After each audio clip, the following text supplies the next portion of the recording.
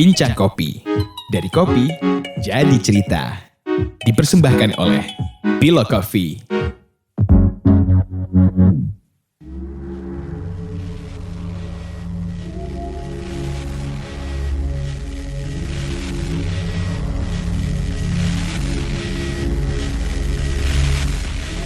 Sebelum mata pena berkarat menolak kembali terisi, sebelum semua paru disesaki tragedi dan pengulangan menemukan maknanya sendiri dalam pasar dan semerbak deodoran. Halo Jo, bagaimana kabarnya Jo? Halo Mas, baik-baik. Sehat Gimana ya? kabar Mas? Alhamdulillah sehat. Untuk awalan boleh perkenalkan diri dulu, Bung Ojo. Siapakah Anda dan Halo. dari mana? Saya Prasojo, pelanggan kopi dari tahun sekian, gitu deh. Sekarang profesinya apa Bung Ojo selain peminum kopi atau pelanggan? Oh, sejak kapan itu peminum pelanggan profesi ya? Mohon maaf. Oh, Kegiatannya? kegiatan sekarang lagi work from home. Sehari-hari ngajar sama peneliti. Oh, dosen ya? Boleh sebut instansi atau kampusnya? Ya, dosen di Universitas Bayangkara, Jakarta Raya. Mantap. Ini Bung Ojo sebagai pelanggan yang minum kopi di rumah dan di luar di tengah pandemi ini pasti ada perubahan kan? Boleh cerita apa aja yang lu alami, baik kesulitannya atau kemudahan yang lain? Mungkin ada, misalkan maksud gua kesulitan tuh mau ke kedai jadi sulit. Terus kalau kemudahan mungkin kan banyak sekali roster sekarang yang ngasih diskon atau kedai kopi pun juga ngasih promo. Boleh cerita Jo, pengalaman selama ini bagaimana lu memenuhi kebutuhan asupan kafein lu per hari? Ya, kalau kebutuhan kafein sih sebenarnya ini sebelum COVID ya, sebelum COVID dan sesudah COVID sih baik-baik aja ya. Baik-baik aja dalam artian ya, ngopi masih rutin, di tempat kerja juga kopi, cuma mungkin pas COVID ini ya terasa pas mau ini aja sih, kalau mau nyari suasana yang beda di luar tempat kerja, kopi jadi nggak bisa sekarang. Cuma kalau untuk asupan sehari-hari sih apa ya bisa dibilang masih relatif aman, walaupun memang setelah COVID kalau dibilang ada pengurangan enggak, cuma mungkin penyesuaian budget karena memang kan ya konsekuensinya kan setelah ada COVID macam-macam lah gitu, terhadap pemasukan dan lain sebagainya. Jadi ya berusaha rasional, kopi tetap kopi, tapi benar kata Mas Dian, pilihan roster banyak gitu ya, kita bisa pilih yang kopi yang sesuai kondisi pemasukan sekarang. Bahkan sampai kopi yang ala supermarket pun kepepet ya boleh juga. Apapun lah ya demi kafein ya. Apapun demi kafein gitu. Jadi yang buat lu sulit tuh hanya ngopi di luar rumah berarti. Terus sama pendapatan ketika WFH mungkin berkurang gitu ya. Akhirnya jadinya pilihannya nggak sebebas seperti dulu, menyesuaikan lekukan dompet aja mungkin ya, atau lekukan kartu. Iya, ya kurang lebih gitu sih. Tapi kartu nggak melepuh kan? Asalnya ngomongin kartu enggak lah. Kalau kartu melepuh nggak bisa dipakai, Mas. Ya makanya salah gue tuh. Mohon maaf. Cuma ya itu sih maksudnya yang ya paling ya gitu sih, sebagai pelanggan kita juga gimana, tapi yang maksudnya kita tetap, bukan kita sih, saya berusaha untuk tetap membuat kopi itu sama pentingnya kayak kita harus stok tahu atau tempe atau sambal pecel di rumah ketika masa begini, biar kita tetap waras dengan kopi itu. Bagaimana lu ngelihat kondisi tempat langganan lu atau tempat kedai yang lu sering kunjungi di tengah pandemi ini? Kan pasti banyak yang tutup. Banyak yang tutup ya. Maksudnya ya ini kalau lihat tempat ngopi lah secara umum, mau itu yang ala kafe atau yang burjo, beberapa memang ada yang tutup, ada yang tetap buka tapi sangat sepi pengunjung gitu sih ngeliat. Ya ada yang tutup, ada yang kemudian coba warungnya tetap buka tapi coba usaha yang lain, yang bikin roti kah, bikin apa. Jadi ya banyak kayak perluasan lini usaha ya bahasanya gitu. Bung Ojo, lu mengikuti perkembangan marketplace di sana kan ada suatu gerakan konsumsi yang mencakup beberapa banyak roaster, kedai kopi gitu ya. Gerakan itu bagaimana lu melihatnya? Sebenarnya sih ini apa ya, kan gini, kalau ya intinya kan pandemi ini kan ya istilahnya memperlambat roda ekonomi lah dari segi apapun ya Mas gitu kan. Cuma kan sekarang pilihannya adalah untuk pandemi, katakanlah kita nggak tahu kapan pandeminya akan berakhir. Cuma yang kita tahu ini adalah roda ekonomi kan hari ke hari harus tetap berputar ya. Tetap berputar dengan melakukan tetap bertransaksi, membeli kopi dan sebagainya. Cuma saya juga kan menyimak nih podcastnya Pilo gitu. Jadi yang saya pengen tanyakan justru malah ke teman-teman yang ini, maksudnya dalam kondisi sekarang gimana caranya untuk mendekatkan kopi ke pelanggan? Mendekatkan dalam artian dengan ya jelas lah pemasukan berkurang, terus kita tanda kutip diseru untuk ikut terlibat dalam menggairahkan kembali industri kopi. Cuma pertanyaannya adalah apakah memang sepenting itu untuk kemudian memiliki stok kopi yang cukup di rumah ketika orang-orang di rumah harus menghitung ulang kalkulasi pengeluaran di tengah keterbatasan pemasukan. Maksud saya adalah agendanya terlalu ngambang gitu. Agendanya terlalu ngambang dalam artian kalau pengen mendorong konsumsi kopi dari sisi maksudnya terlalu ngambang dalam artian hanya diseru untuk kemudian ayo kita gairahkan lagi produk-produk lokal, lihat toko-toko lokal dan lain sebagainya. Terus kemudian pertanyaannya kan apakah memang segenting itu kah, sehingga ya kalau buat saya sih agak terlalu ngambang sih Mas agenda yang ditawarkan gitu. Jadi nggak ya simpelnya adalah kalau buat saya pribadi sentimen apa yang kemudian menghubungkan antara saya sebagai peminum dengan orang-orang yang mendorong konsumsi kopi ini sehingga saya harus beli kopi mereka gitu. Maksudnya apa sih membuat kita merasa senasib sepenanggungan gitu di tengah orang bisa berkolaborasi dalam hal membagi beras, dalam hal membagi lauk pauk dan lain sebagainya gitu. Kalau ngambangnya bisa dijelaskan lagi, Jo? Aku kurang paham nih, Jo. Ngambangnya dalam artian targetnya apa? Jadi kan gini, ini bisa dikoreksi sih. Mungkin ada satu tulisan yang mengatakan bahwa ya kalau nggak salah ini tulisannya Martin Suryajaya. Jadi ketika Amerika Serikat kena bom WTC dan lain sebagainya, itu kan orang kaget dan lain sebagainya.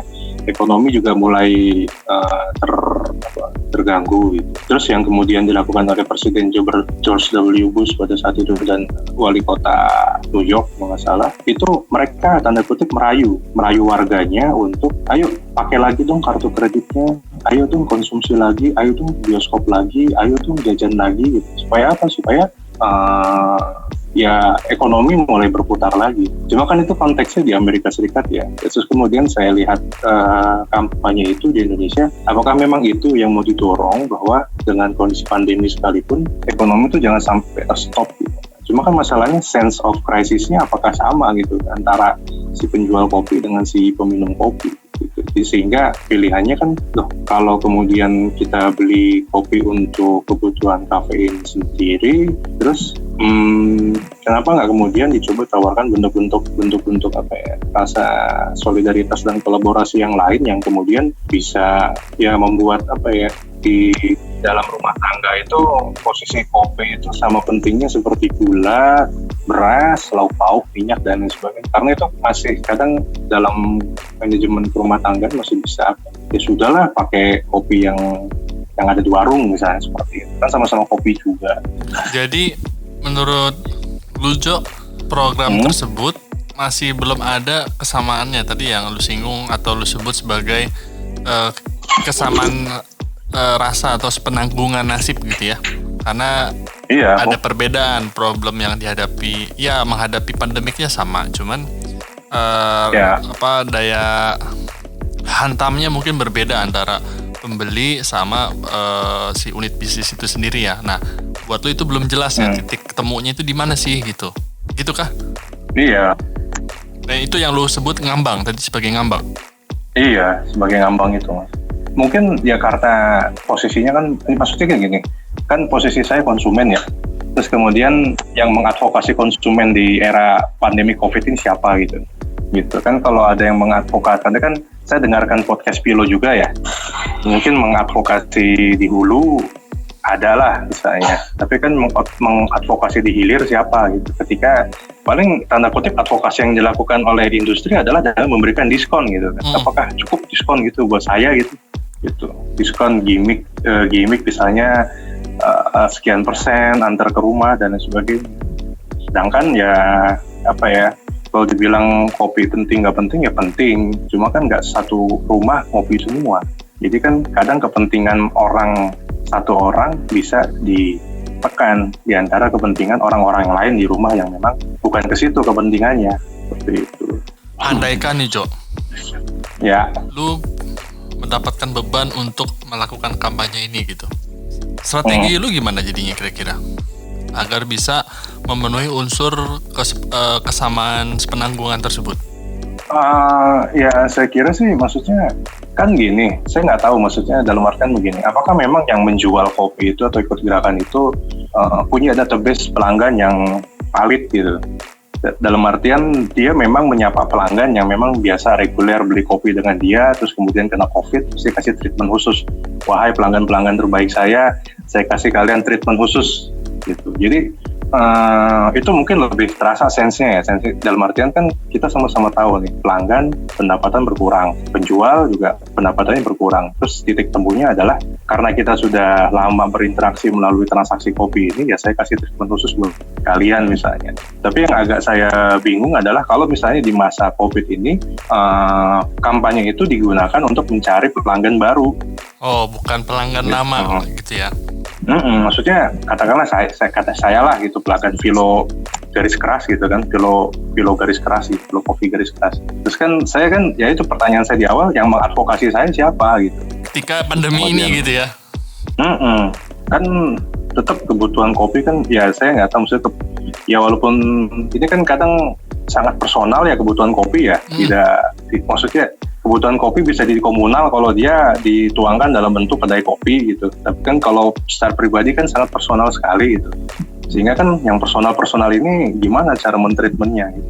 Ya mungkin salah satunya adalah dengan treatment secara ini kepada pelanggan-pelanggan lama. Maksudnya pelanggan-pelanggan yang selama ini sudah garis keras pada dia, saya kasih inilah.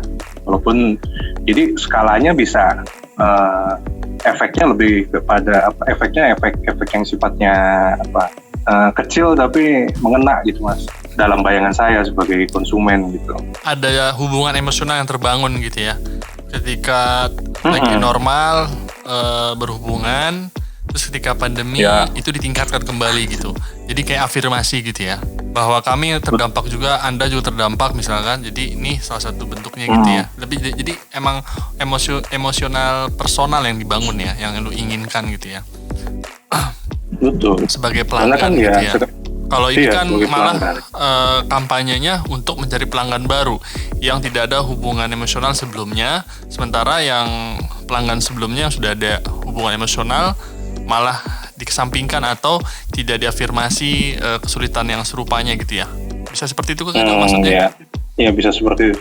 Ya maksudnya saya juga takut salah menginterpretasikan kan. Cuma kan ya kan pengamatan saya juga terbatas hanya di Instagram dan lain sebagainya. Jadi intinya kan gimana ya, di saat orang lesu darah tapi tetap diajak maraton kan kayaknya beli sampai mati gitu ya. Gitu, beli sampai mati gitu. dan seterusnya gitu kan. Sedangkan emang udah beneran mau mati gitu kan. Berarti kita harus nyetel Homicide ya. Harusnya edisi ini ntar lagunya Homicide nih kan. Beli sampai mampus. Cuma ya itu sih maksudnya kan sekarang tuh kan yang di dalam masa pandemi begini kan yang dibangun kan romantisme, sentimen kebersamaan dan lain sebagainya. Kita sama kok, sama-sama terkena. Iya sama-sama terkena, cuma kan masalahnya kita tidak terkoneksi 24 jam. hanya dengan satu jargon kita satu jargon kita kena semua kan kayaknya mensimplifikasi masalah gitu kan. Nah, karena kan saya juga maksudnya di dunia pendidikan, saya menghadapi mahasiswa saya yang tidak bisa ikut kuliah online karena orang tuanya kena PHK, nggak bisa beli kuota dan lain sebagainya. Ya itu kan masalah yang kemudian tidak tersentuh oleh kampanye-kampanye tadi yang Mas Dian bilang beli-beli sampai mati itu. Gitu. Terus kemudian, tapi secara umum salah satu bentuk upaya salah satu bentuk tanda kutip adaptasi terhadap pandemik ini adalah tetap melakukan konsumsi gitu kan. Walaupun skala kecil harus tetap konsumsi, produksi harus berjalan, konsumsi harus berlangsung gitu. Sehingga saya pikir apalagi untuk komoditas kopi ya, mungkin asumsi saya itu satu orang yang ngopi di rumah bisa kalah dengan 2 orang, 3 orang, 4 orang di rumah yang tidak ngopi. Kan sekarang juga kalau buka status WhatsApp itu isinya orang jualan semua ya. Yang sebelumnya nggak jualan frozen food jadi jualan frozen food, jualan masker. Cuma kan ketika saya mau beli juga, saya juga mikir kan, maksudnya apa yang membuat saya harus beli ke dia gitu. Koneksinya kan nggak terbangun. Maksudnya kalau menurut saya ya, sebagai posisi pelanggan, saya juga pengen diadvokasi oleh siapa nggak tahu lah, mungkin oleh brand yang selama ini saya percaya lah. Oke.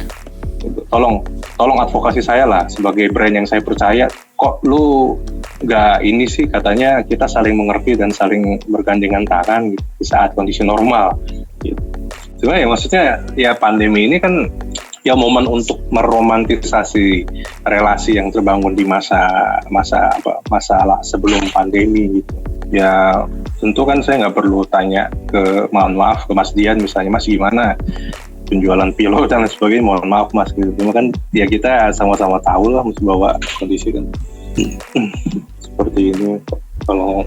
Jadi kan mungkin ya dari sisi pelanggan yang saya perlukan, ya saya juga pengen diadvokasi lah, pengen dibela gitu, dibela oleh siapa gitu, dibela bahwa tenang, dengan kondisi seperti ini kami tetap menjadi supplier kafein terbaik Anda gitu. Oke, kebayang maksud lu, Jo. Kan saya juga kan dengar podcastnya Mas Dian, maksudnya ini kan keluh kesah pandemik ya. Berarti kan saya juga boleh dong berkeluh kesah sebagai pelanggan gitu. Iya, justru makanya gue nelpon nih, Jo, sebagai pelanggan. Ya, saya sebagai pelanggan tolong diadvokasi lah gitu. Sebagai yang dihilir paling pojok gitu kan. Yang selalu diharapkan baik susah maupun senang gitu ya. Iya, kan lagi normal diharapkan pembeliannya, lagi susah pun diharapkan. Saya nggak tahu sih, maksudnya dari sisi saya sebagai pelanggan, apakah kemudian kualitas itu tetap jadi pilihan pertama ya, terutama untuk kopi ya Mas. Di saat kebutuhan kopi ini sangat mendesak ya, mana yang cepat didapat aja. Nah itu mungkin juga salah satu, nggak tahu sih, usulan saya adalah sebenarnya suka ambigu aja kan. Saya kan tinggal di daerah Bekasi ya, kan juga daerah Bekasi ini kan kedai kopi nggak cuma 1 atau 2 kan, banyak. Maksudnya ya sekarang kan kita bisa lihat lah di pinggir jalan orang tuh lebih banyak bagi sembako atau menggratiskan sembako, menggratiskan makan dan lain sebagainya. Tapi kan saya nggak ketemu orang menggratiskan kopi. Jadi kan sebenarnya ya sebagai tanda kutip sebagai penambah daya bertahan hidup kan sebenarnya bukan di benda itu. Jadi kalau ingin mengembalikan menjadikan produknya itu produk yang selalu teringat di benak kita orang pada saat masa COVID ini, saya kira ya bikin bikin maksudnya kerjasama di antara sesama ya mereka yang mengatakan diri sebagai pegiat kopi untuk menanyakan atau kemudian bisa pasar kopi murah, bukan pasar kopi curah ya, pasar kopi murah.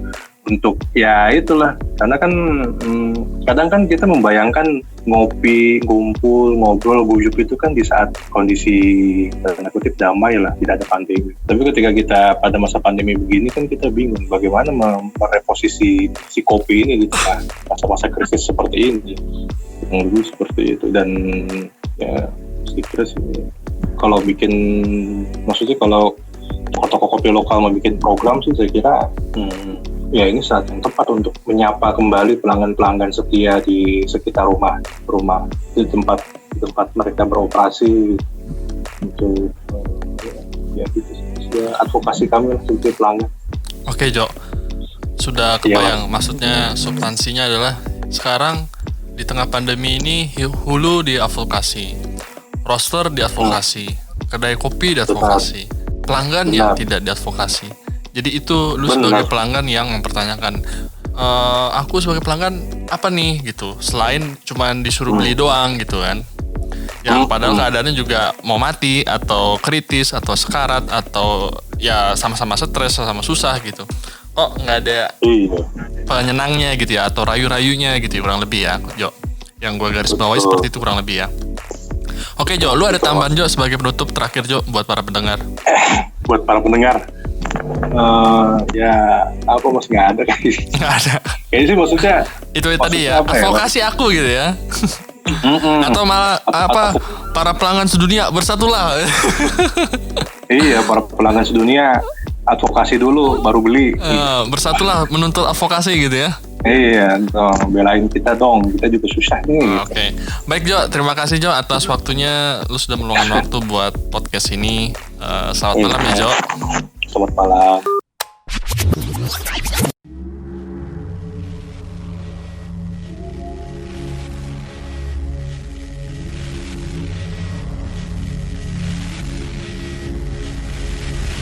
Maka setiap angka memiliki maka dan makna. Ketika kita disuguhi setiap statistik dan moncong senjata dengan ribuan unit SSK untuk menjaga stabilitas, bagi mereka yang akan dinetralisir karena menolak membuang buku Penton sebagai panduan kebenaran, jak hitam dan putih hanya berlaku di hadapan mata sinar syarabis. Menolak terasuki setan dan Tuhan yang mewujud dalam ocehan pencerahan kanon-kanon tembungan Big Mac dan es krim cone yang berseru, beli, beli, beli. Konsumsi kami sehingga kalian dapat berpartisipasi dalam usaha para anak negeri yang berjibaku untuk naik haji.